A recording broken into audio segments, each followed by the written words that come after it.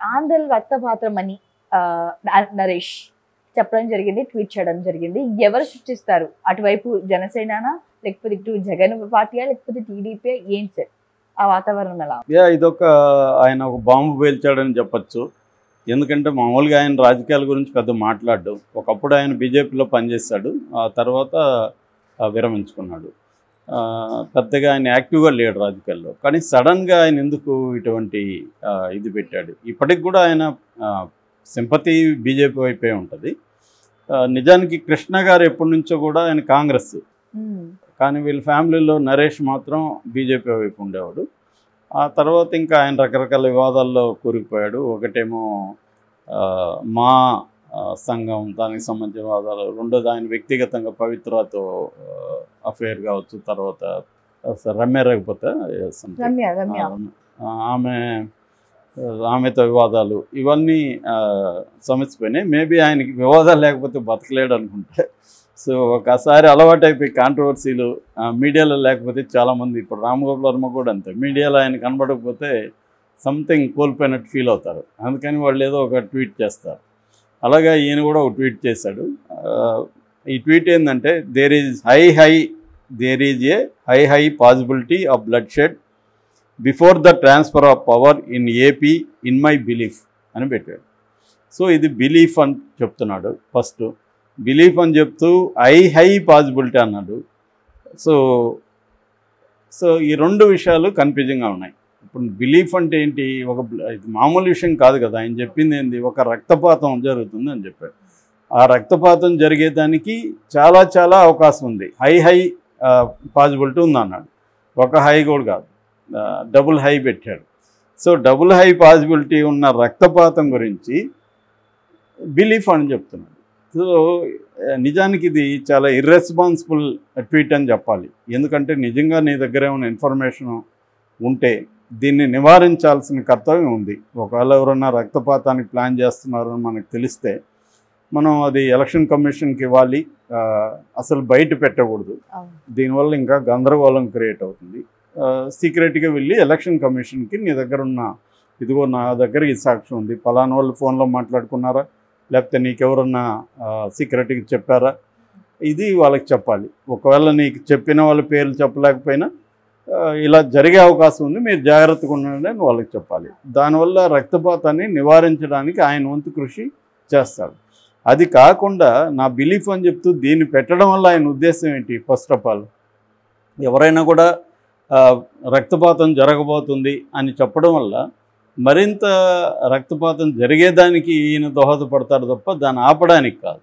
ఆపాలనుకున్నప్పుడు ఈయన ఎవరికి చెప్పాలో వాళ్ళకి చెప్పాలి. కొంతమంది ఏమో వాదించవచ్చు అంటే, పబ్లిక్గా చెప్తే అందరూ జాగ్రత్తగా ఉంటారేమో, కానీ దానివల్ల భయాందోళన కూడా అవుతాయి. ఎవరిని నమ్మలేని పరిస్థితి. ఇప్పుడు దీని ద్వారా ఏమవుతుందంటే, కూటమి వాళ్ళేమో జగన్ సృష్టించబోతున్నాడు రక్తపాతం అని వీళ్ళు అంటారు.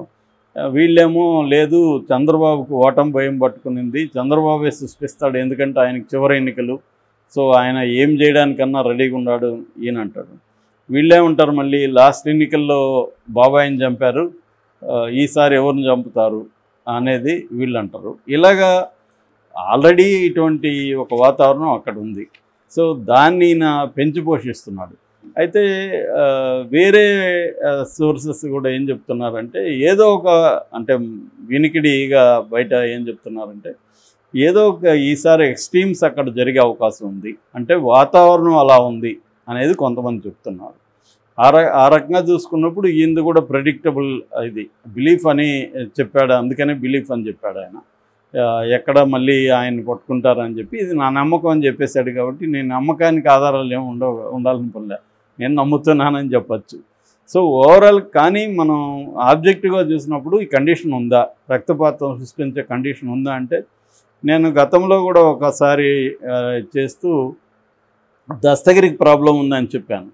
ఎందుకంటే ఇప్పుడు మేజర్గా మనం కానీ ఓవరాల్గా ఎలక్షన్ చూస్తే, ఎలక్షన్ క్యాంపెయిన్లలో ఒక ప్రధానమైన నెరేటివ్ తీసుకెళ్తూ ఉంటారు. ఇక్కడ తీసుకున్నప్పుడు మనకి రేవంత్ రెడ్డి ప్రధానమైన నెరేటివ్ ఏమంటే, అహంకారానికి ఆత్మాభిమానానికి మధ్య పోరాటం అన్న ఒక స్లోగన్ని బలంగా తీసుకెళ్ళాడు ఆయన. అంటే కేసీఆర్కి అహంకారం ఉంది, తెలంగాణ ప్రజలు ఆత్మగౌరవాన్ని తాకట్టు పెట్టకండి, అహంకారాన్ని మనం ఎదిరిద్దాం, మనకి ఆకలితో అయినా ఉండగలం కానీ ఆత్మాభిమానాన్ని కోల్పోయి ఉండలేం అనే ఒక నెరేటివ్ని బలంగా తీసుకెళ్ళాడు. సో నేను అధికారంలోకి వస్తే ఈ అహంకారం పూరితంగా ఉండను, మీకు కంప్లీట్గా ఫ్రీడమ్ ఇస్తాను, ఇవన్నీ చెప్పాడు. దానికి తగినట్టే ఆయన ఇంకా ప్రమాణ స్వీకారం కాకముందే ప్రగతి భవన్ గేట్ బయటంతా కూలగొట్టడం అవన్నీ చేసి జనాల్ని ఓపెన్గా లోపలికి అలో చేయడం, దానికి ప్రజాభవనం అని పేరు పెట్టడం, ఇవన్నీ చేశాడు. సో అలాగా ఒక బలమైన నెరేటివ్ అక్కడ లేదు. బలమైన నెరేటివ్ ఒకటే ఉంది అక్కడ. ఏంటంటే జగన్ పరిపాలన పోవాలి, సైకో పోవాలి, సైకిల్ రావాలి. ఇంతకుముందు ఆ స్లోగన్, ఇప్పుడు సైకిల్ అనలేరు కానీ కూటమి రావాలి. సో జగన్ చుట్టూనే ఇక్కడ రాజకీయాలు ఉన్నాయి. జగన్ ఉండాలా పోవాలా అనేదే అక్కడ ఇది ఉంది. సో ఇటువంటి కాంటెక్స్లో జగన్ ఎందుకు పోవాలి అనేదానికి వీళ్ళ దగ్గర కాంక్రీట్గా చెప్పట్లేదు. అదే ఒకటి. రెండోది, జగన్ పోతే మేము వస్తే ఏం జరుగుతుంది అనేది కూడా ఈ కాంక్రీట్గా లేదు. అంటే అబ్స్ట్రాక్ట్గా జగన్ని తిట్టడం, జగన్ని పాతాళానికి తొక్కేస్తానని పవన్ కళ్యాణ్ మాట్లాడడం, జగన్కి పిచ్చి పట్టిందనో, జగన్ ఉన్మాదనో, జగన్ అరాచక పాలననో ఈ అడ్జెక్టివ్స్ వాడడం తప్ప కాంక్రీట్గా ఇప్పుడు అరాచక పాలన అంటే ఏమేం చేశాడు అనేది ఎక్కడా చెప్పట్లే. అరాచక పాలన అంటే ప్రజలకి ఆ అరాచక పాలన ఎలాగా ఇబ్బంది అయింది అనేది లేదు. రెండవది, మేము వస్తే ఏం చేయబోతున్నాం అనేది కూడా కొన్ని ఏవో ఇస్తున్నారు కానీ కాంక్రీట్గా లేదు. సో దానివల్ల ఏమవుతుందంటే ఒక నెరేటివ్ని తీసుకురావడానికి వైలెన్స్ నెరేటివ్ని బలంగా తీసుకెళ్తున్నారు. అంటే జగన్ వస్తే ఇంకా అరాచకాలు పెరిగిపోతాయి, సో రక్తపాతం సృష్టిస్తాడు జగన్ అనే చెప్తున్నారు. దానికి నిన్న కూడా పిఠాపురంలో రాయలసీమ గ్యాంగులు అన్న ఒక వార్త బయటకు వదిలారు. అంటే రాయలసీమ వాళ్ళంతా రక్తపాతంలోనే ఉంటారు, సో వీళ్ళు ఎక్కడికి వచ్చినా కూడా రక్తపాతం సృష్టించడానికే వస్తారు అనేది చెప్తున్నారు. ఎందుకంటే నేను కూడా రాయలసీమ, కాకపోతే మాది చిత్తూరు జిల్లా. సో రాయలసీమ అంటే ప్రధానంగా వాళ్ళ ఉద్దేశం కడప, కర్నూలు మెయిన్గా, ముఖ్యంగా జగన్ కడప కాబట్టి రాయలసీమ అంటారు. కానీ మెయిన్గా అది చిత్తూరుని పెద్దగా చిత్తూరు వాళ్ళు కూడా రాయలసీమగా ఫీల్ గారు, ఎందుకంటే తమిళనాడు కర్ణాటక బార్డర్ ఉంటుంది. నేనైతే అసలు రాయలసీమ నేను ఎప్పుడు ఫీల్ కాను, అది వేరే విషయం.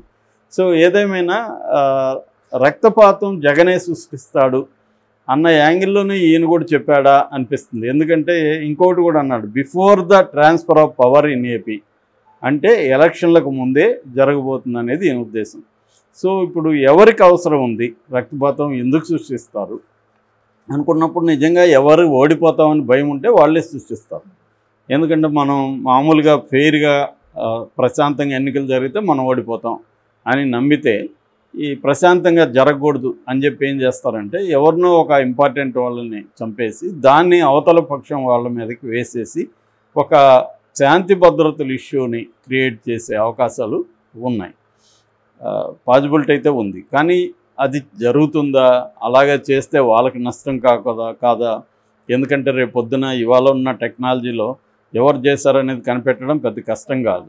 సో అలాంటప్పుడు రేపు ప్రూవ్ అయితే అది కష్టం కాదా అనేది. అయితే ఇప్పుడు ఓవరాల్గా ఎలక్షన్ కమిషన్ కానీ సెంట్రల్ గవర్నమెంట్ కానీ ఎవరి వైపు ఉన్నాయి? కూటమి వైపు ఉన్నాయి. సో కూటమి వాళ్ళు చేస్తే ఎస్కేప్ కాగలరు వైలెన్స్ చేస్తే, ఎందుకంటే మొత్తం యంత్రాంగం అక్కడ వాళ్ళ వైపు ఉంది కాబట్టి స్టేట్లో కూడా యంత్రాంగం మన కూటమి దగ్గరికే వెళ్ళిపోతుంది. ఆల్రెడీ కొంతమంది ఎస్పీలని ఇంకొంతమంది అధికారులని ట్రాన్స్ఫర్ చేసేసారు. ట్రాన్స్ఫర్ అంటే ఇంక వాళ్ళకి ఎలక్షన్లకి దూరంగా ఉన్న డ్యూటీల్లో పెట్టేశారు. సో ఇప్పుడు సిఎస్ని డీజీపీని కూడా మార్చే అవకాశాలు ఉన్నాయని తెలుగుదేశం మీడియానే రాస్తూ ఉంది. సో మెల్లమెల్లగా ఏం చేస్తారంటే జగన్కి అనుకూలంగా ఉన్న అధికారుల్ని సిఎస్ అండ్ డీజీపీతో సహా మార్చేసి కూటమికి అనుకూలంగా ఉన్న అధికారులను పెట్టారనుకోండి. ఫర్ ఎగ్జాంపుల్ పెట్టిన తర్వాత కూటమి వైలెన్స్ చేస్తే పట్టుబడకుండా ఎస్కేప్ అయ్యే అవకాశాలు కూటమికి ఎక్కువ ఉన్నాయి జగన్ కంటే. ఎందుకంటే జగన్ ఏమైనా చేస్తే జగన్ని కంట్రోల్ చేయడానికి ఎలక్షన్ కమిషన్ స్ట్రాంగ్గా ఉంటుంది, సెంట్రల్ గవర్నమెంట్ స్ట్రాంగ్గా ఉంటుంది. కాబట్టి జగన్ చేసే పాజిబిలిటీ కంటే కూడా కూటమి చేయడానికి ఆస్కారం అయితే గ్రౌండ్ లెవెల్లో ఎక్కువ ఉంది.